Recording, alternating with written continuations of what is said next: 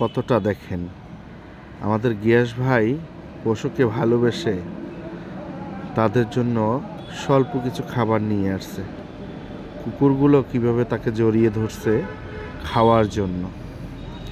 দেখছেন কত ভালোই একটা সময় কাটাচ্ছে আমাদের গিয়াস ভাই কুকুরের সাথে। আমরা সবাই উপভোগ করতেছিলাম এবং আমি নিজে এটাকে ভিডিও করতেছিলাম যে কুকুরও প্রভু ভক্ত হতে পারে যদি আপনি তার সাথে ভালো আচরণ করেন, সবসময় খাবার দেন। আর যদি তাকে সবসময় লাথি মারেন তাহলে সে দেখা গেছে আপনাকেও ক্ষিপ্ত হয়ে কামড়াতে আসবে। এটাই বাস্তবতা। আর এই বাস্তবতা থেকেই আমরা বুঝতে পারি যে আপনি যদি একজনকে ভালোবাসেন তাহলে সে ভালোবাসা দিতে জানবে।